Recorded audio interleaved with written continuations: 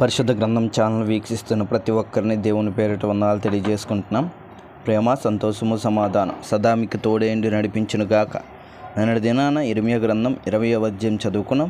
ఈరోజు ఇర్మియా గ్రంథం 21వ అధ్యాయం చదువుకున్నాం. రాజైన సిద్కియా మల్కియా కుమారుడైన పసురును, యాజకుడునగు మాయాసయ కుమారుడైన జెఫన్యాను పిలిపించి, బబులోను రాజైన నెబుకద్నెజరు మన మీద యుద్ధము చేయుచున్నాడు. అతడు మన యొద్ద నుండి వెళ్ళిపోవునట్లు యెహోవా తన అద్భుత కార్యములన్నిటినీ చూపి మనకు తోడైయుండునో లేదో దయచేసి మా నిమిత్తము యెహోవా చేత నీవు విచారించుమని చెప్పుటకు ఇర్మియా యొద్దకు వారిని పంపగా, యెహోవా యొద్ద నుండి ఇర్మియాకు ప్రత్యక్షమైన వాక్కు. ఇర్మియా వారితో ఇట్లానెను: మీరు సిద్కియాతో ఈ మాట చెప్పుడి, ఇశ్రాయేలు దేవుడైన యెహోవా ఇలాగ సెలవిచ్చుచున్నాడు, బబులోను రాజు మీదను మిమ్మును మొట్టడివేయు కల్దీల మీదను మీరు ఉపయోగించుచున్న యుద్ధాయుధములను ప్రకారములో బయట నుండి తీసుకొని ఏ పట్టణం లోపలికి వాటిని పోగు చేయించెదను. కోపమును రౌద్రమును అత్యుగ్రతయు కలిగిన వాడనే బహుబలముతోనూ చాచిన చేతితోనూ నేను మీతో యుద్ధము చేసేదను.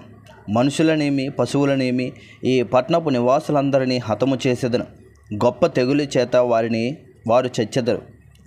అటు తర్వాత నేను యోధా దేశపు రాజైన సిద్కియాను అతని ఉద్యోగస్తులను తెగులును ఖడ్గమును క్షేమమును తప్పించుకొని శేషించిన ప్రజలను బబులోను రాజైన నెబుకద్నెజరు చేతికి, వారి ప్రాణములను తీయజూచి వారి శత్రువుల చేతికి అప్పగించెదను. అతడు వారి యందు అనుగ్రహం ఉంచకయు వారిని కరుణింపకయు వారి ఎడల జాలిపడకయు వారిని కత్తివాత హతము చేయును. ఈ ప్రజలతో నీవిట్లానుము, యెహోవా సెలవిచ్చినదేమనగా, జీవ మార్గమును మరణ మార్గమును నేను మీ ఎదుట పెట్టుచున్నాను. ఈ పట్టణంలో నిలుచువారు కత్తి వలన కానీ క్షేమము వలన కానీ తెగులు వలన కానీ చచ్చెదరు. మేలు చేయుటకు కాదు, కీడు చేయుటకే నేను ఈ పట్టణమునకు అభిముఖుడనైతిని గనుక బయటకు వెళ్ళి మిమ్మును ముట్టడి వేయుచున్న కల్దీలలో లోబడివారు బ్రతుకుదురు.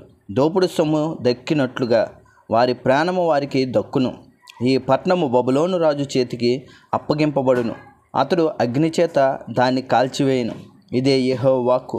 యోధా రాజు ఇంటివారలారా, ఆజ్ఞ ఇదే, యెహోవా మాట వినుడి.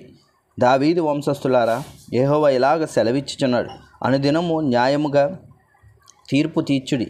దోచుకొనబడిన వానిని బాధపెట్టు వాని చేతిలో నుండి విడిపించుడి.